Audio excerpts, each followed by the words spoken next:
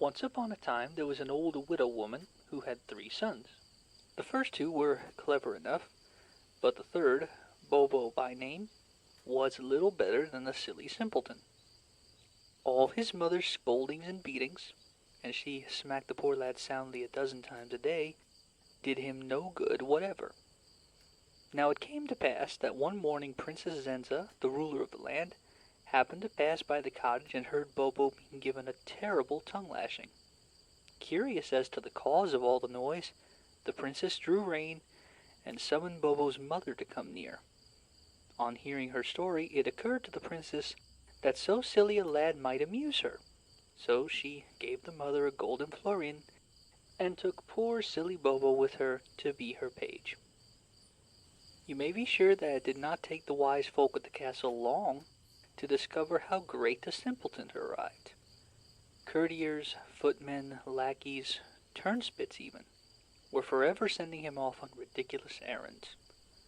Now he would be sent to find a white craw's feather or a spray of yellow bluebells. Now he was ordered to look for a square wheel or a glass of dry water. Everybody laughed at him and made fun of him. That is, everybody except little Tilda, the kitchen maid. When poor Bobo used to return from some wild goose chase, tired out, mud-stained, and often enough wet to the skin, instead of laughing, little Tilda would find him a glass of warm milk, hang his coat by the fire to dry, and tell him not to be such a simpleton again. Thus, after a while, Bobo learned to ask Tilda's advice before going away on a wild goose chase, and was in this way saved from many a jest. Tilda, the kitchen maid, was as sweet and pretty as she was kind and good. She was said to be the daughter of an old crane who had come to the castle one day asking for help. One pleasant midsummer morning, when Bobo had been nearly a year at the castle, Princess Zenza overslept half an hour and did not come down to breakfast at the usual time. When she did get up, she found her court waiting for her in the castle gardens. As she came down the steps of the garden terrace, the princess looked up at the castle clock to see how late she was, and said to her lady-in-waiting, "Dear me, why, I've lost half an hour this morning." At these words, Bobo, who was in attendance, pricked up his ears and said, "Please, your highness, perhaps I can find it." At this idea of finding a lost half hour, the princess laughed and found herself echoed by the company. "Shall we send Bobo in search of the lost half hour?" said the princess to the courtiers. "Yes, yes," cried the courtiers. "Bobo shall look for the lost half hour." "I'll give him a horse," said one. "I'll give him my old hat," said another. "He can have an old sword I broke last week," said still another. And so, in less time than it takes to tell about it, poor simpleton Bobo was made ready for his journey. Before he left the castle, Bobo went down to the kitchen to say good-bye to Tilda. "What, off again?" said the little kitchen maid. "Where are you going now?" "The princess has lost a half hour, and I am going in search of it," said Bobo proudly. And he told how the princess herself had commanded him to seek the half hour through the world, and promised to bring Tilda a splendid present when he returned. The good kitchen maid said little, for she feared lest some misadventure overtake the poor simpleton, but when the chief cook wasn't looking, she tucked a fresh currant bun into Bobo's pocket and wished him the best of good fortune. So Bobo went to the castle gate and mounted his horse, which stumbled and was blind in one eye. "Goodbye, Bobo," cried the assembled courtiers, who were almost beside themselves with laughter at the simpleton and his errand. "Don't fail to bring back the lost half hour." So Bobo rode over the hills and far away. Every now and then he would stop a passer-by and ask him if he had seen a lost half hour. The first person whom he thus questioned was an old man who was wandering down the high road that leads from the kingdom of the east to the kingdom of the west. "A lost half hour," said the old man. "I've lost something much more serious. I've lost my reputation. You haven't seen a lost reputation lying about here, have you?" It was very dignified, and wore tortoise-shell glasses. But Bobo had to answer no, and the old man wandered on again. Another day the simpleton encountered a tall, dark, fierce kind of fellow who answered his polite question with a scream of rage. "A half hour!" he roared. "No, I haven't seen your half hour. I wouldn't tell you if I had. What's more, I don't want to see it. I'm looking for something I've lost myself. I've lost my temper. I lost it 2 years ago at home and haven't been able to find it anywhere since. Answer me, you silly. Have you seen a lost temper anywhere? It's about the size of a large melon and has sharp little points." On Bobo's answering no, this dreadful person uttered so perfectly awful a screech of rage that Bobo's horse took fright and ran away with him, and it was all that Bobo could do to rein him in 3 miles farther down the road. Still farther along, Bobo came to Ziz, the capital city of the Kingdom of the Seven Brooks, and was taken before the king himself. "A lost half hour," said the king. "No, I am quite sure it has not been seen in my dominions. Would you mind asking, as you go through the world, for news of my little daughter?" Here the poor old king took out a great green handkerchief and wiped his eyes. "She was stolen by the fairies on Midsummer Eve 15 years ago. Find her, worthy Bobo, and an immense reward will be yours." So Bobo left the proud city of Ziz and once again rode over the hills and far away. But never a sign of the lost half hour did he find, although he asked thousands of people. His faithful white horse died, and he continued his way on foot. 3 long years passed, and Bobo grew into a handsome lad, but remained a simpleton still.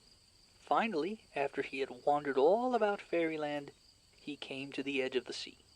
Finding a ship moored in a little harbor, Bobo asked the sailors if they had seen a lost half hour. "No," said the sailors, "but we are going to the Isles of Iron. Suppose you go with us. The lost half hour may be there." So Bobo went aboard the ship and sailed out upon the dark sea. For 2 days the weather was warm and clear, but on the 3rd day there came a dreadful storm, and on the 3rd night the vessel was driven far off her course into the unknown ocean, and was wrecked upon a mysterious island of rocks that shone in the night like wet matches. A great wave swept the decks, and Bobo was borne away from his companions and carried toward the shining land. Though pounded and battered by the foaming waves, the simpleton at length managed to reach the beach, and took refuge in a crevice of the cliff during the stormy night. When the dawn broke, all sign of the ship had disappeared. Looking about, Bobo found himself on a lovely island, whose heart was a high mountain mass, hidden in the fog still sweeping in from the sea. There was not a house, a road, or a path to be seen. Suddenly Bobo noticed a strange little door in the bark of a great lonely tree, and, opening this door, he discovered a little cupboard, in which were a pair of wooden shoes. Above the shoes was a card, saying simply, "Put us on." So Bobo sat down on a stone by the foot of the tree, and put on the wooden shoes, which fitted him very nicely. Now these shoes were magic shoes, and Bobo had hardly stepped into them before they turned his feet inland. So Bobo obediently let the shoes guide him. At corners the shoes always turned in the right direction, and if Bobo forgot and blundered on the wrong way, the shoes swiftly began to pinch his toes. For 2 days Bobo walked inland toward the great mountain. A warm wind blew the clouds and rain away. The sun shone sweet and clear. On the morning of the 3rd day, the simpleton entered a wood of tall, silent trees, and as that day was drawing to a close, turrets of a magnificent castle rose far away over the leaves of the forest. Bobo arrived at twilight. He found himself in a beautiful garden lying between the castle walls and the rising slopes of a great mountain. Strange to say, not a living creature was to be seen, and though there were lights in the castle, there was not even a warder at the gate. Suddenly a great booming bell struck 7 o'clock. Bobo began to hear voices and sounds, and then, before the humming of the bell had died away, a youth mounted on a splendid black horse dashed at lightning speed out of the castle and disappeared in the wood. An old man with a white beard, accompanied by 11 young men, whom Bobo judged from their expressions to be brothers, stood by the gate to see the horseman ride away. Plucking up courage, Bobo came forward, fell on his knee before the old man, and told his story. "Truly you should thank the storm fairies," said the old man, "for had you not been wrecked upon this island, never would you have discovered the lost half hour. I am Father Time himself, and these are my 12 sons, the hours. Every day, one after the other, they ride for an hour round the whole wide world. 7 o'clock has just ridden forth. Yes, you shall have the lost half hour, but you must look after my son's horses for the space of a whole year." To this Bobo willingly agreed. So 12 o'clock, who was the youngest of the hours, took him to the stables and showed him the little room in the turret that he was to have. And thus, for a year, Bobo served Father Time and his sons. He took such good care of the great black horses of the hours of the night, and the white horses of the hours of the day, that they were never more proud and strong, nor their coats smoother and more gleaming. When the year was up, Bobo again sought out Father Time. "You have served faithfully and well," said Father Time. "Here is your reward." And with these words he placed in Bobo's hands a small square casket made of ebony. "The half hour lies inside. Don't try to peek at it or open the box until the right time has come. If you do, the half hour will fly away and disappear forever." "Farewell, Bobo," said the kind young 12 o'clock, who had been the simpleton's good friend. "I, too, have a gift for thee. Drink this cup of water to the last drop." And the youth handed the simpleton a silver cup full to the brim of clear, shining water. Now this water was the water of wisdom, and when Bobo had drunk it he was no longer a simpleton. And, being no longer a simpleton, he remembered the man who had lost his reputation, the man who had lost his temper, and the king whose daughter had been stolen by the fairies. So Bobo made so bold as to ask Father Time about them, for Father Time knows everything that has happened in the whole wide world. "Tell the first," said Father Time, "that his reputation has been broken into 1,000 pieces, which have been picked up by his neighbors and carried home. If he can persuade his neighbors to give them up, he should be able to piece together a pretty good reputation again. As for the man who lost his temper, tell him that it is to be found in the grass by the roadside, close by the spot where you first met him. As for the missing daughter, she is the kitchen maid in Princess Zenza's palace, who is known as Tilda."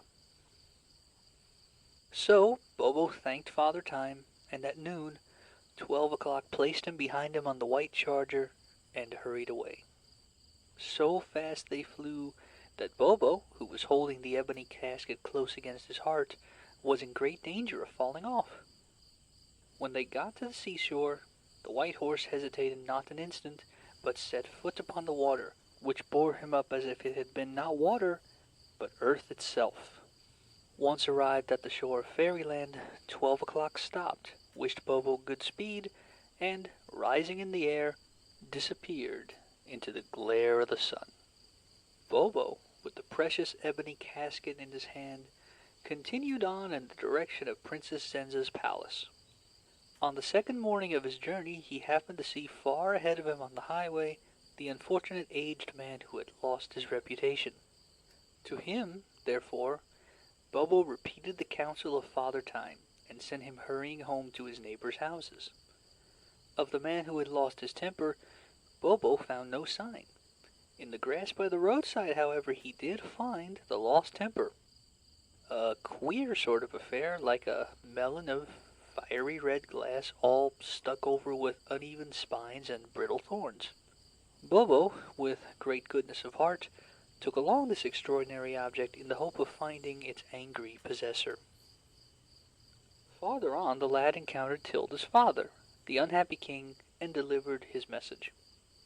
The joy of the monarch knew no bounds, and Bobo, the one-time simpleton, became on the spot Lord Bobo of the Sapphire Hills, Marquis of the Mountains of the Moon, Prince of the Valley of Golden Apples, and Lord Sensical of the proud city of Ziz. In a word, the greatest nobleman in all Fairyland. Then, having got together a magnificent cohort of dukes, earls, and counts, all in splendid silks, and soldiers in shining armor, the delighted king rode off to claim his missing daughter from Princess Zenza. So on they rode, the harnesses jingling, the bridle bells ringing, and the breastplates of the armed men shining in the sun. After a week of almost constant progress, for the king was so anxious to see his beloved daughter that he would hardly give the cavalcade time to rest, they came to the frontiers of Princess Zenza's kingdom. Strange to say, black mourning banners hung from the trees, and every door in the first village which the travelers saw was likewise hung with black streamers.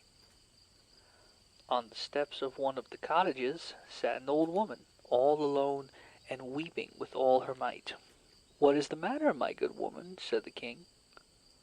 "Oh, sir," said the pleasant woman, "evil days have fallen upon our unhappy kingdom.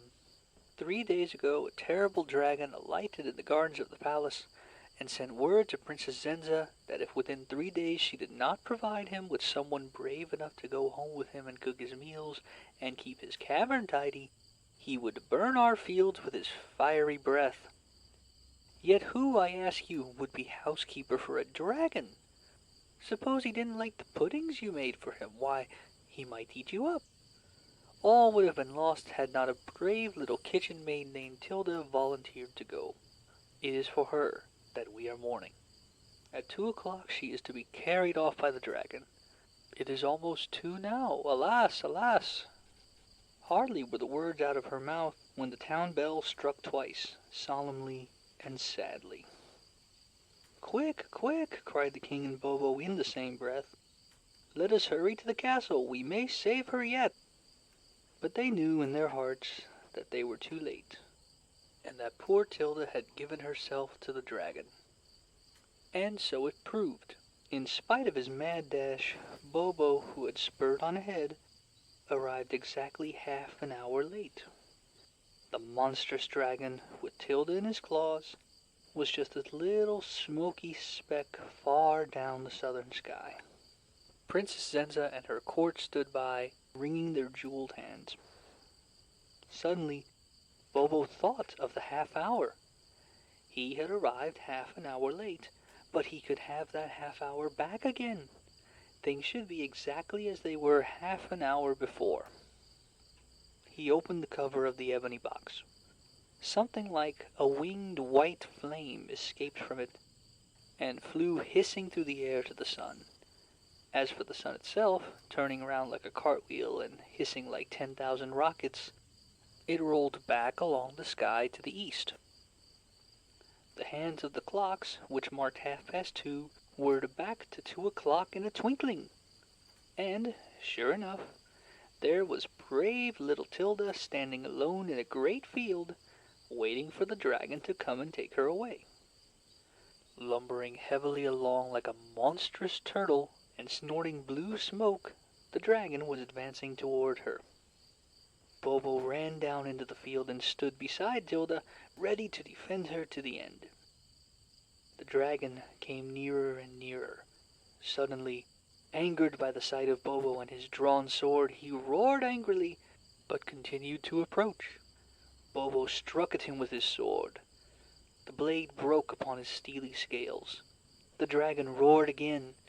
Now, just as the dragon's mouth was its widest, Bobo, who had been searching his pockets desperately, hurled into it the lost temper. There was a perfectly terrific bang, as if 1,000,000 balloons had blown up all at once, for the dragon had blown up. The lost temper had finished him. Only one fragment of him, a tiny bit of a claw, was ever found. Everybody, you may be sure, began to cry hurrah and hooray, and soon they were firing off cannon and ringing all the bells. Then, Tilda's father took her in his arms and told her that she was a real princess. The Grand Cross of the Order of the Black Cat was conferred upon Bobo by Princess Zenza, who also asked his pardon for having treated him so shabbily. This Bobo gave readily. A wonderful fete was held. When the rejoicings were over, Bobo and Tilda were married and lived happily together all their days.